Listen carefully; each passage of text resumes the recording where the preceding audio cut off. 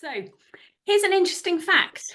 47 billion is spent on leadership development every year. Billion. And yet trust in leaders is at an all-time low. So it's clear that something has to change. And today we are going to hear from two incredible people who have created change. So I thought it was worth starting by clarifying what we mean by leadership standards, because rightly so, before today, Natalie was going, it's quite a broad term. This is what we are going to talk about today. It's the benchmark behaviours your organisation is asking of your leaders that are explicitly agreed upon, that are role modelled and conscious in the minds of everyone, so they are properly embedded. So Anna, I wondered if you could kick us off with a bit of context. So when you came to Ivy House, what was going on in M&S? Yeah, sure, Laura. So I think anyone who knows retail or works in retail will know that there was lots going on at M&S, as is always the case in those sorts of environments. But what we really focused on and what I came to Ivy House for is actually how can we make sure that things shift? And I say things, which I know is quite broad brush, but it will be different things for different people. So some leaders were ready to go, had all the tools, but maybe didn't have the bandwidth or the time. Some leaders had the time, but they didn't have the skill set or they didn't have the resources. And I think that's one that program does, is really then helps leaders with sets of skill sets, mindsets that are beneficial for you, regardless of what your start point is. Brilliant. And can I just ask, when you're referring to leaders, are we talking like top of the organisation throughout? What's your definition of the leaders that you were looking to support? Yeah, it's a great question actually, Laura, because again, at M&S, we talk about people leaders. So we use the term people leaders as a catch-all, but the particular work I've done with Ivy House focuses on that earlier in career leadership. So what we've really used your program for is to help those people who are in those critical first line leader roles, so that really the skill set they develop is something they can hopefully hang on to for their whole careers. Interesting. And I guess that's really instrumental if you're going to create cultural change, is working across all of those different levels. Definitely. And I think as well, sometimes in our in-house role, we can get caught up in going, what's the best way to do this? Do we start from the top and cascade that down? Do we start at the lower levels and then wait for that to sort of trickle out? And in my view, you just go where the energy of the organisation is. You start where you can make the most change. Retail is an impatient, fast-paced business, and we're up against that challenge of time. I think development can sometimes end up quite far down the list. So for us, the energy we went with actually, where can we start to create change immediately and more quickly, because we know we've got that appetite there. Natalie, I'm going to come to you now. I'd really love to know, because you work with so many organisations, what are the realities you're seeing in organisations today in terms of leadership culture? I think what I'm seeing in my work with top teams and the leaders I'm working with in organisations is grappling with this concept of modern leadership and the reality of modern leadership. So I've noticed sort of the convergence, if you like, of lots of the macro trends. You've got societal, environmental, political trends, all these things happening.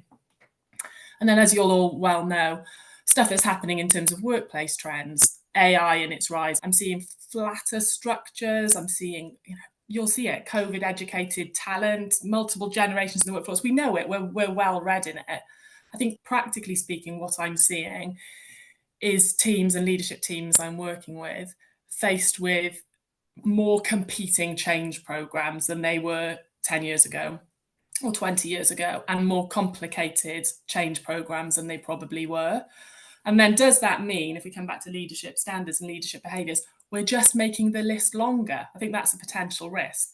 When you look at knowledge, skills, experience, are we just making the list longer now? Are we just writing AI into it? Are we just saying they need to do all of this stuff? So one of the things Ivy House does really well is sort of deep discovery process to understand the exact context leaders are operating in any given environment. And I'm really curious, are you just making your list longer at M&S? Like, how do you deal with that growing list? It's a good challenge, Laura. I'm really confident actually the work we're doing, I think is reducing the list. There's nothing in there that's just a nice to have. And I think that is also giving learners a really powerful experience, because you can say to them, look, we're really confident that every element of this program will aid your learning or development in some way. So I guess the next bit is actually creating change. What's fascinating, I've been on a number of client calls where we've got HR teams who've spent ages creating this amazing leadership framework and they're really proud of it. And then it is really infuriatingly hard to embed in the culture. I think as organisations, we have to be careful that the leadership standards don't become another thing to do. Yeah. So something like, and not just Marks and Spencer's, other places I've worked, is about, I call it like the hook. How can you hook leaders into that these things matter? You've got to give them some kind of why. I think if you just tell, the danger of programs can sometimes be, and we're rolling out the new leadership standards, if particularly in a business like M&S, it's been around for hundreds and hundreds of years. If you've worked in the organisation for a long time, it's likely you may have seen a number of different frameworks come and go. And I think that's fine. That's the reality of the world that we work in. So I always really focus on why now, why these behaviours, almost that personal gain. What will you personally benefit from embedding these, living these, and doing more with these? And again, that can be harder to get to, but I think can be the most impactful. If you can give leaders a reason why standards matter and make that as personal as you can do. Lots of the leadership development we do focuses on the personal gains. So, if the leaders gain, ultimately the organisation will. But it's sometimes hard for organisations to start there, because if I've got lots of leaders saying, well, I just feel better as a result of the programme, that ROI becomes really intangible. So you kind of have to hold firm in the belief that if your leaders do feel better, ultimately they'll go on to do better as well. I totally agree, Anna, and I love hearing that.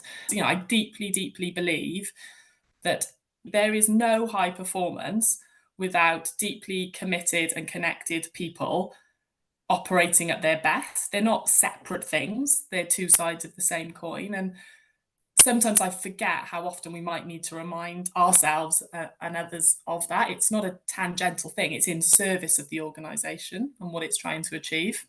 I think I've never, worked in any sort of development where I've had the ROI that I would like it to be, and it would really show what I think the impact of the programs and the learning has had. But I think you can get that if you focus on what leaders are telling you in your sessions, in the room.